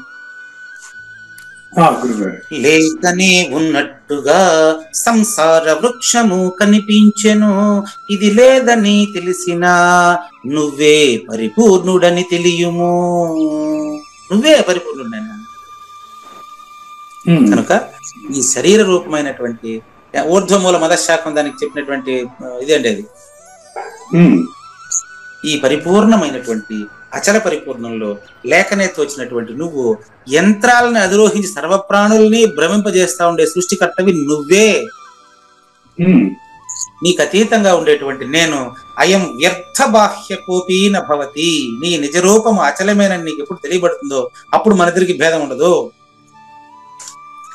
అది తెలుసుకోవాలంటే నెక్స్ట్ శ్లోకానికి వెళ్ళాలి. ఈ శ్లోకంలో ఉండే వివరం బాగా తెలుసుకునేంత వరకు దీంట్లోనే ఆలోచించాలి. కమాన్ జ్ఞానేశ్వరి తీసుకోండి, ఇంకా మనకి 20 నిమిషాలు ఉండొచ్చు టైం. చూడండి, అన్ని భూతముల యొక్క అంతఃకరణమునందు వారి హృదయమునందు ఆకాశము స్వరూపమది. బాగా గమనించండి, అది చదువుతున్నా నేను. హృదయం అనేది ఆకాశంలో భాగము, పరిపూర్ణం ఆకాశానికి అతీతం. అవునండి. ఆకాశమునందు చిద్వృత్తి అనే సహస్ర కిరణముతో ఈశ్వర సర్వభూతానాం అని చెప్పినట్టు దానికి వ్యాఖ్య ఇది. ఏ ఈశ్వర రూపియగు మాయ సూర్యుడుగా ఉదయించాడో, సూర్యుడు సర్వాతీతుడు కాదు, సూర్యుడు కూడా మాయలో భాగమే. అంతేలేండి. అడిగారు మీరు, సూర్యుడు మరి కాలాతీతుడు అని అడిగారు. కాలమే సూర్యుడు కూడా. అంతేనండి. ఏ సూర్యుడైతే ఉదయించి ప్రతి ఒక్కరిని ఏమంటారు చైతన్యవంతం చేస్తున్నాడు, అది జడచేతనం, అది పరిపూర్ణం కాదు. నువ్వు పరిపూర్ణుడివి. ఇప్పుడు నువ్వేమనుకుంటున్నావు అంటే అవస్థాత్రయ రూపియగు లోకత్రయమును ప్రకాశితమనొచ్చు మాయలో పడి ఉండేటువంటి యాత్రికులతో సహా మరి మాయాతీతాన్ని మాయతో తెలుసుకోవాలనే ప్రయత్నం చేస్తున్న జీవులు మనం.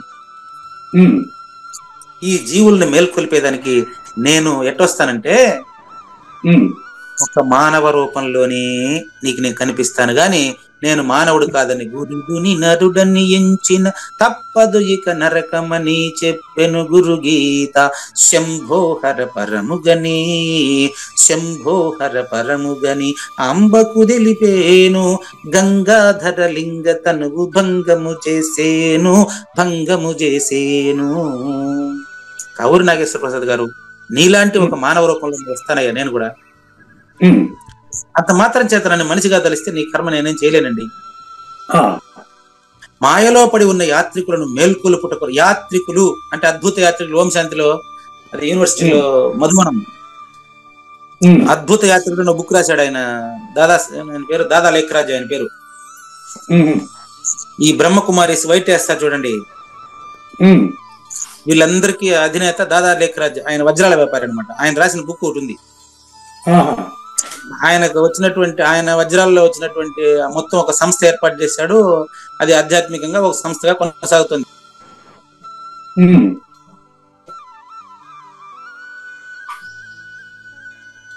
గురుగారు మ్యూట్ అయినట్టుంది మీ ఫోన్.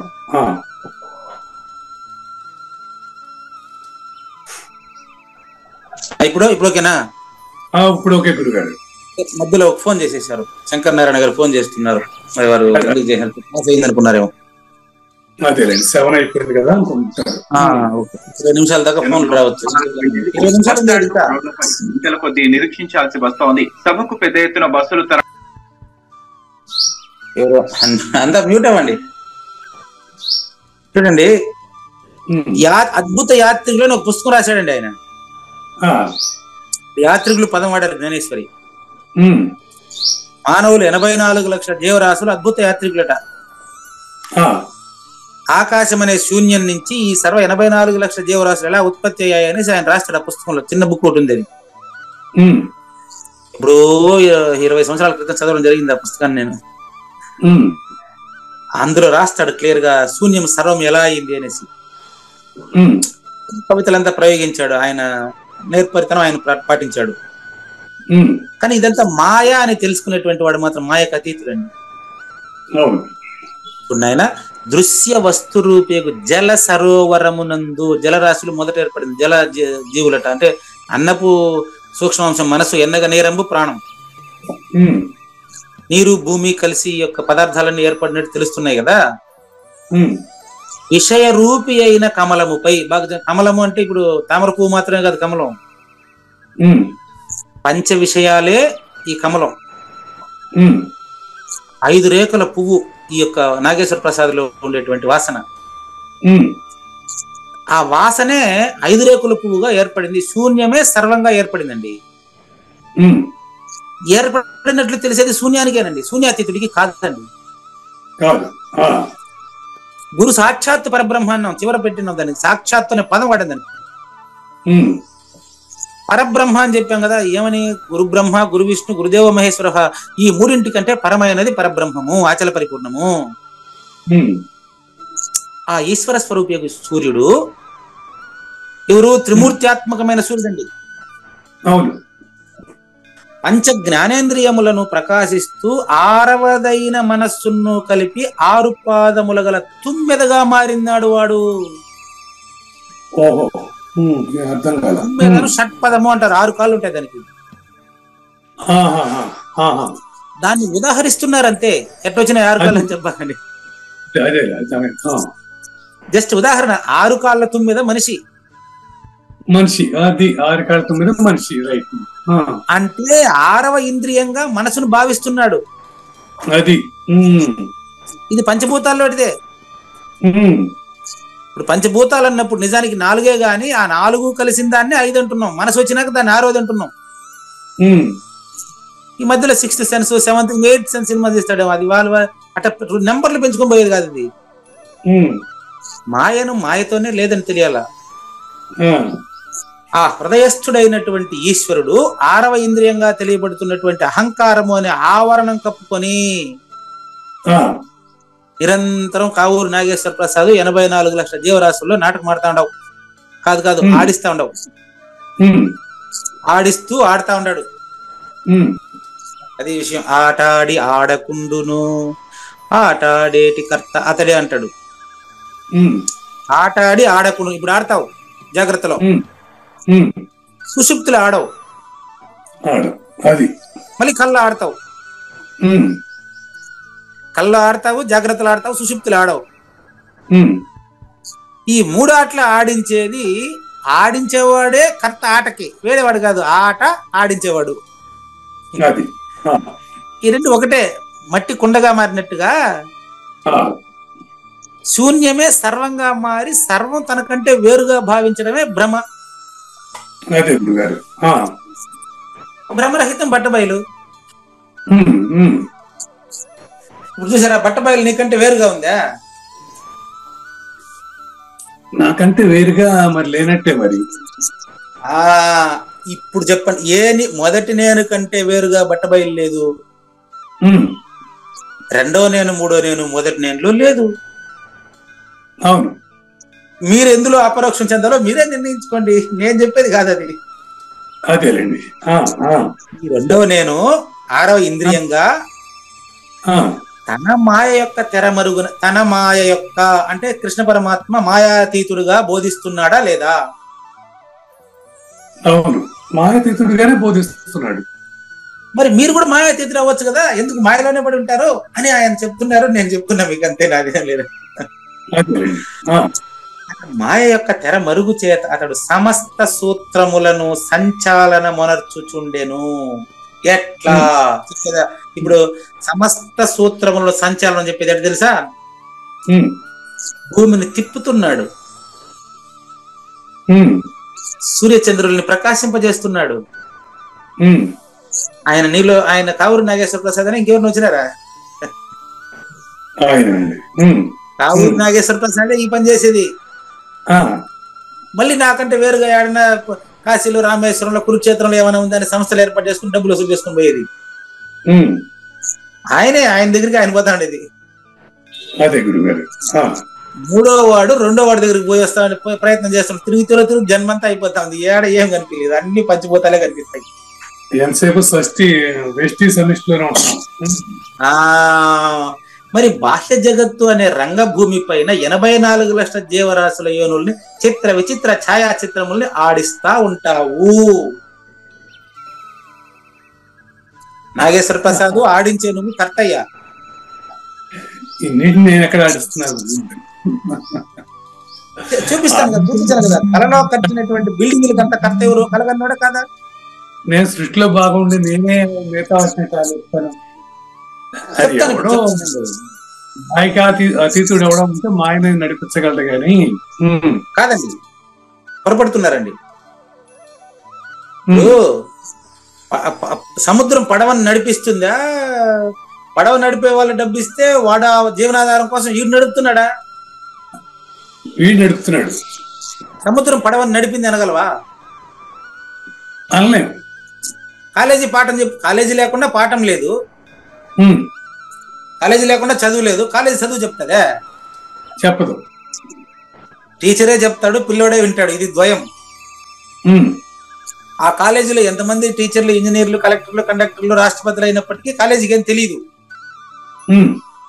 కానీ కాలేజీలో యాక్టివిటీ జరుగుతుంది. అవును. యాక్టివిటీ జరిగేది వీళ్ళిద్దరికి సంబంధించింది, కాలేజీకి సంబంధం లేదు. ఈ ఉదాహరణ ప్రకారం పరిపూర్ణంలో యాక్టివిటీ పరిపూర్ణానికి కాదు. కాబట్టి మీరు పరిపూర్ణుడు అయినప్పుడు మీరు ప్రశ్నించేవాడు ఆడ ఉండడు. అది కాబట్టి ఈ చిత్ర విచిత్ర ఛాయాచిత్రములను ఆడించేది అంతా కూడా ఆవూరి నాగేశ్వర ప్రసాదులోని సమిష్టికర్త. అతడు ఎవరో కర్త అండి. బ్రహ్మ నుండి క్షుద్రమైన క్రిమి కీటకాలు, ఈగ, దోమ వరకు అన్నింటినీ వాటి వాటి యోగ్యతను అనుసరించి, చూడు, వాటి వాటి యోగ్యత, ఏ జన్మలో ఏ సంస్కారం ఉంటే సంచిత, ఆగామి, ప్రారంభం, తిప్తా ఉంటాడు.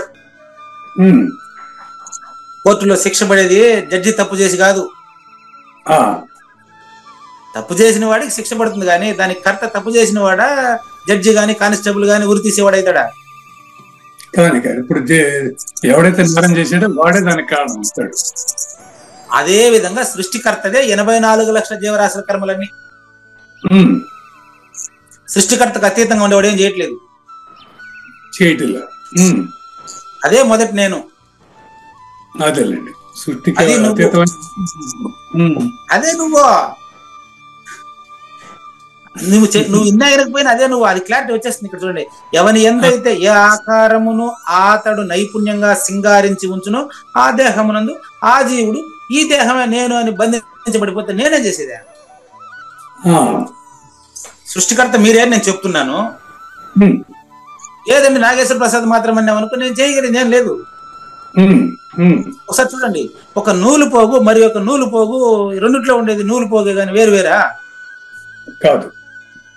అదే విధంగా ఒక నూలు పోగు మరి ఒక నూలు పోగు తాకి ఉండే రీతిన గడ్డి నుంచి మొత్తం ఆకాశం కంప్లీట్ గా నీ స్వరూపం నాయన, అంటే ఎరుక స్వరూపం నాయన. ఎరుకకు అతీతమైన వాడు నువ్వు అని చెప్పినాను అనుకో, అది అపరోక్షం చేసుకోకపోవడం అది తనకు సంబంధించిన వ్యవహారం, నాకు కాదు అది. కానీ గురుగారు, ఎరుకకు ఒక నీతి ఉంది కదా, నీతి అనేది ఎవరు ఏర్పరిచారు?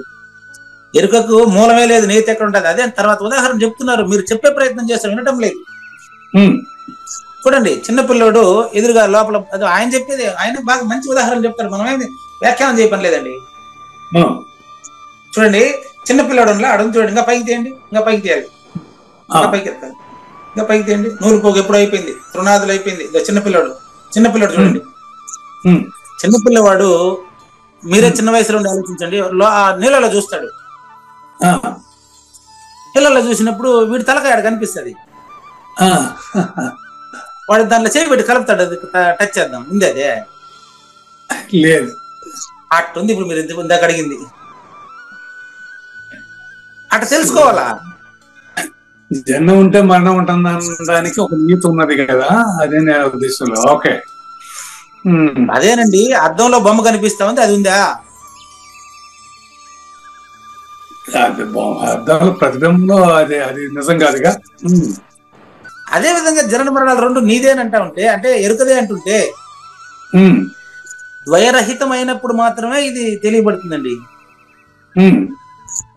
చూడు, దాన్ని చేతులతో పిల్లోడు బొమ్మ చూసి కెలికినట్టుగా అద్దాన్ని పగల కొడితే నేను వేసుకుంటే నగలంతా డబుల్ అవుతుంది. నేను వేసుకున్న నగలు మళ్ళీ అద్దంలో కనిపిస్తుంది అనుకో, అద్దాన్ని పగలగొట్టి ఆ నగలు కూడా తీసుకుని పోయి అమ్ముకుందామా? లేదు, అట్లే ఉండాలి మీరు చెప్పేది. ఇప్పుడు దేహాకార రూపమున స్వయంగా తన రెండవ నీడనే చూసి జీవుడు కూడా దాంట్లో ఆత్మబుద్ధిని స్థాపించుకున్నాడు. ఆరో ఇంద్రియంగా భావించేవాడు. ఇది ఏమైందంటే ఇప్పుడు ఎన్నిసార్లు చెప్పినప్పటికీ అద్దంలో చూసినటువంటి నగలు వస్తే ఇంకో 2 డబ్బులు అయితే బాగుంది అనుకుంటాడు. ఇదే అబద్ధం. చెప్పాను మీకు. డాక్టర్ కృష్ణమోహన్ గారు అడిగారు, ఆ చక్రాలు వేసినారు కదా ఇప్పుడు, లక్ష్మీనారాయణ గారు ఎవరో చూసినారా, మన గ్రూప్ లో పెట్టారు మన చక్రాలన్నీ. ఆ చక్రాలన్నీ ఆపరేషన్ చేసి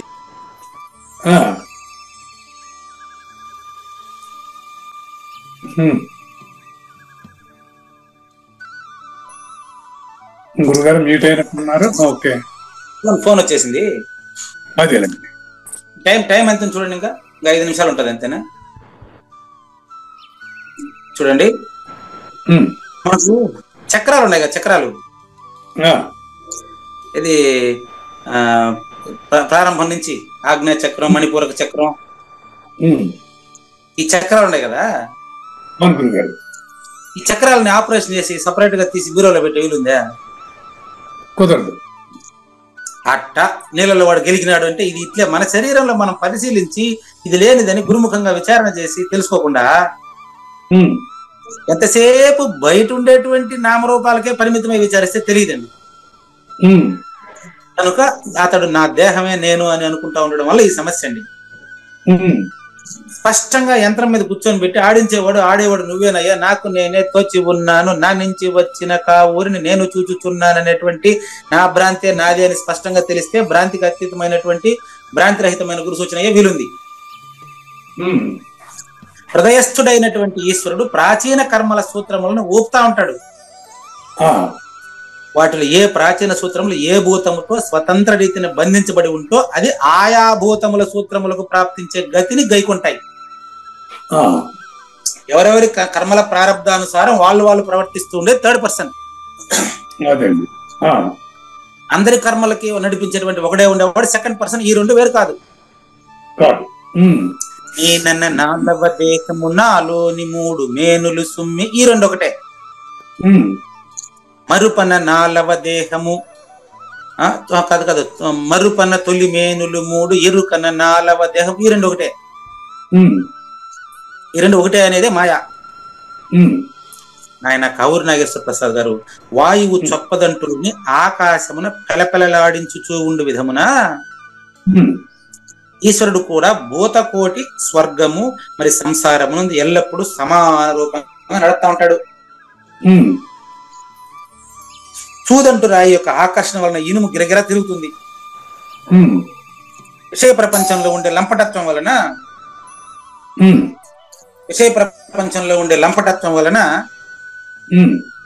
మరి మనిషి జనన మరణాల్లో గిరగిరగిర తిరుగుతా ఉంటాడు. బావి గిలకలాగా. అమ్మ కొంచెం ఉండమ్మ, వస్తాం. బావి గిలకలాగా.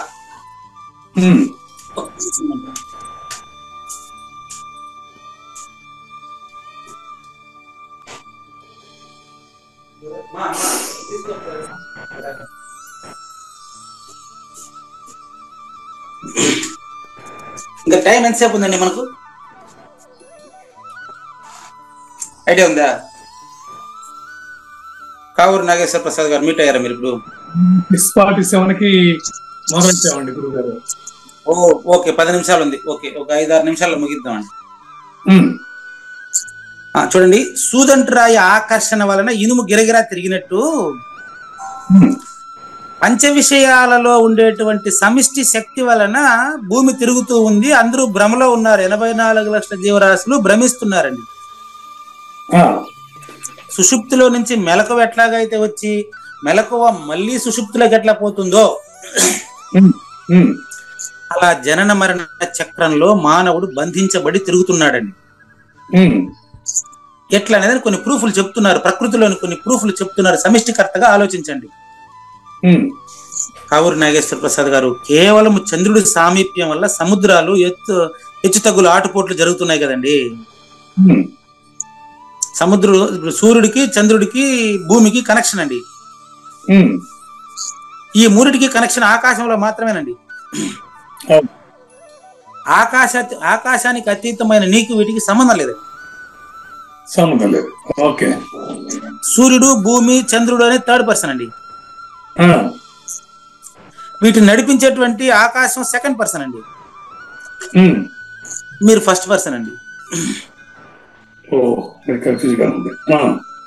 మీరు 2nd పర్సన్ కి అడిక్ట్ అయితే ఈజీగా ఫస్ట్ పర్సన్ తెలుసుకుంటారు.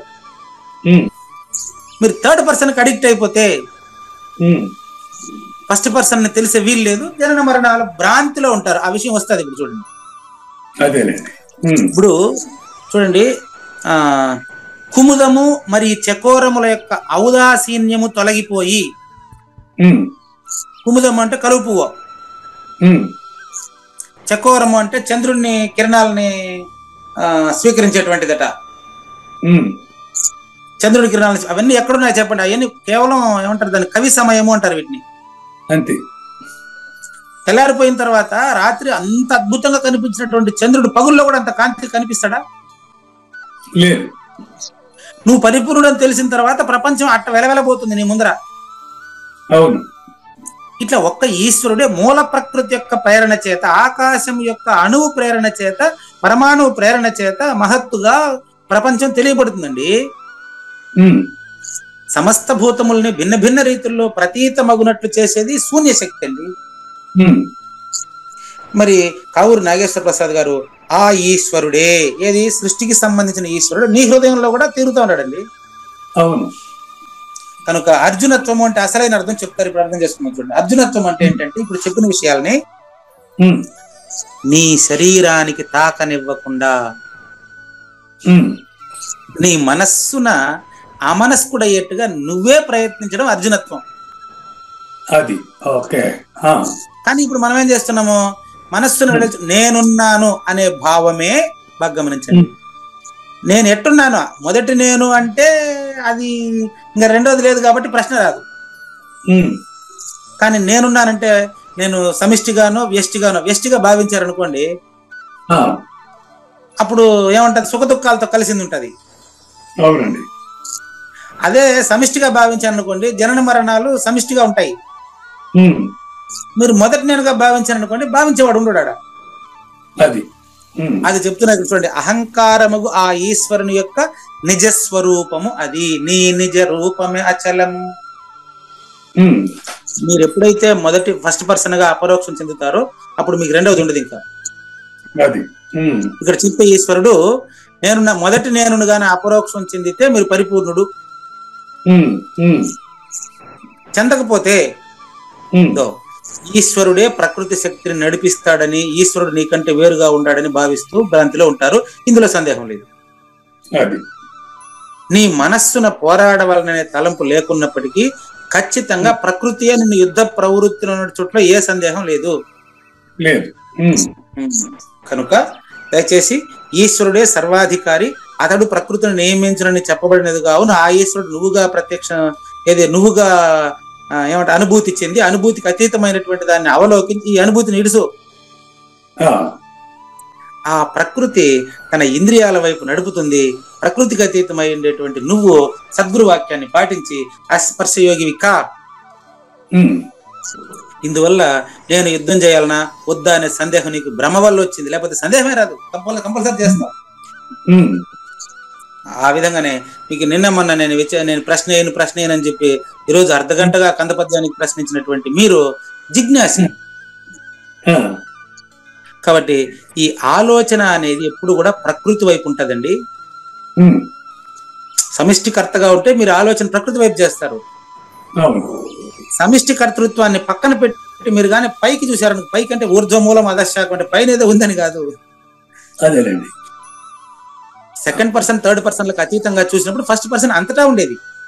అవును. కాబట్టి నీవు ఈ ద్వయాన్ని విడిచిపెట్టి ద్వైరహితాన్ని పట్టుకోండి. ద్వైరహితాన్ని పట్టుకోవాలంటే ద్వయంగా వచ్చినటువంటి ఒక శరీరంలో ఉండేటువంటి సాజన్మ సాకార సద్గురుమూర్తిని మనం సర్వస్య శరణాగతి కావాలి. ఈ సర్వస్య శరణాగతి ఎలా కావాలనేది మనం తర్వాత శ్లోకంలో తర్వాత ఎపిసోడ్ లో చూద్దామండి. గురుగారు, సర్వస్య శరణాగతియే అనన్య భక్తి 62వ శ్లోకం శీర్షిక. 18వ అధ్యాయం 62, 63 శ్లోకాలు తర్వాత ఎపిసోడ్ లో జరుగుతాయి. లేనిది లేదు లేదు, ఉన్నది లేకపోవుటలేదయ్యా, ఈ గొప్ప మర్మమంతా నీ వలన తేటగా తెలిసెనయ్యా. మోహంబు చేత నీవు కర్మను చేయకుండా మానినా, స్వాభావిక కర్మల సంస్కార బంధ ప్రభావంబున బంధించబడిన వాడై తప్పక చేసియే తీరవలెను. సకల ప్రాణుల యందలి హృదయస్థమయ్యున్న నామాయయే కర్మానుసారంబుగా ప్రాణులను భ్రమింపజేయునయ్యా. శ్రీకృష్ణుని పలుకును సూటిగా తలపల మునిరత్నమే శ్రీమించిన భావమై సద్గురువు చెప్పకనే చెప్పెను గదా. సద్గురు మంగళం అమ్మ కానండి. జయ మంగళం నిత్య శుభమంగళం జయతు జయ మంగళం మహోత్సవ మంగళం. జయ మంగళం నిత్య శుభమంగళం జయతు జయ మంగళం మహోత్సవ మంగళం. శ్రీమించున చలంబు సూచించినటువంటి దక్షిణామూర్తికి దండమిడుతూ, శ్రీమించున చలంబు సూచించినటువంటి దక్షిణామూర్తికి దండమిడుతూ, శ్రీ మహావిష్ణువు సూర్య భగవానుడు యాజ్ఞవల్కి జనక రాజ ఋషికి జయ మంగళం నిత్య శుభమంగళం జయతు జయ మంగళం మహోత్సవ మంగళం. అయం వ్యర్థ బాహ్య కోపిన భవతి అనే సుఖయోగి సాంది పరుసుల వరుస. అయం వ్యర్థ బాహ్య కోపిన భవతి అనే సుఖయోగి సాంది పరుసుల వరుస. దీనినే శ్రీకృష్ణ పరమాత్మ వద్దనే ఎరిగరిగిన ఉద్ధవార్జునులకు జయ మంగళం నిత్య శుభమంగళం జయతు జయ మంగళం మహోత్సవ మంగళం. శ్రీ అల్లమా ప్రభు బసవేశ్వరుండును బ్రహ్మానంద రామానంద స్వామి. శ్రీ అల్లమా ప్రభు బసవేశ్వరుండును బ్రహ్మానంద రామానంద స్వామి. నవరసాలు లిఖించు నాట్యమయూరిగా గీతను మలచిన జ్ఞానేశ్వరులకు జయ మంగళం నిత్య శుభమంగళం జయతు జయ మంగళం మహోత్సవ మంగళం. కబీరు దాసుడు సహజానంద గురుడు రామావధూతయు రాజితముగా. కబీరు దాసుడు సహజానంద గురుడు రామావధూతయు రాజితముగా. అంబికా శివయోగి శ్రీవేమన నిరంజన వెంకయ్య తిరువెంగళార్యులకును జయ మంగళం నిత్య శుభమంగళం జయతు జయ మంగళం మహోత్సవ మంగళం. శ్రీ బృహద్వాశిష్ట సిద్ధాంతమును చేసి జనన మరణ భ్రాంతి జడుపు బాపి. శ్రీ బృహద్వాశిష్ట సిద్ధాంతమును చేసి జనన మరణ భ్రాంతి జడుపు బాపి. అచల సాంప్రదాయమవనిలో నెలకొలిపి అందించినట్టి శివరాములకును జయ మంగళం నిత్య శుభమంగళం జయతు జయ మంగళం మహోత్సవ మంగళం. మెప్పైన బోధల తిప్పలు బాపిన అప్పయ్య మంత్రియు అచల గురులు. మెప్పైన బోధల తిప్పలు బాపిన అప్పయ్య మంత్రియు అచల గురులు. పరశురామ సీతారామ స్వామి ప్రభులు నరసింహ యోగి గురువర్యులకును జయ మంగళం నిత్య శుభమంగళం జయతు జయ మంగళం మహోత్సవ మంగళం. కంద కందార్థముల నందించి బృందముకు రంది పాపిన కృష్ణ ప్రభువునకును. కంద కందార్థముల నందించి బృందముకు రంది బాపిన కృష్ణ ప్రభువునకును. పలుకులా కందనిది పరబయలు ఇది అని పలికిన ఫీల్కాన లక్ష్మణునకు జయ మంగళం నిత్య శుభమంగళం జయతు జయ మంగళం మహోత్సవ మంగళం. ఫీల్కాన లక్ష్మణుల ప్రియ శిష్యవర్యుండు అవధూతయని పేరావనియందు. ఫీల్కాన లక్ష్మణుల ప్రియ శిష్యవర్యుండు అవధూతయని పేరావనియందు. పాఠాలు నేర్పించి పీఠాలు ఏర్ప పరచి శంఖబాపిన వెంకటేశ్వర అవధూతకు జయమంగళం నిత్య శుభమంగళం జయతు జయమంగళం మహోత్సవమంగళం. బట్ట బయలున ఎరుక పుట్టనే లేదని బాలాజీ సింగు ఈ కీలు తెలిపే. బట్ట బయలున ఎరుక పుట్టనే లేదని బాలాజీ సింగు ఈ కీలు తెలిపే. మూలమూలినట్టు ఎరుకేమి లేదని తెలియజెప్పిన మునిరత్న మార్యులకును జయమంగళం నిత్య శుభమంగళం జయతు జయమంగళం మహోత్సవమంగళం.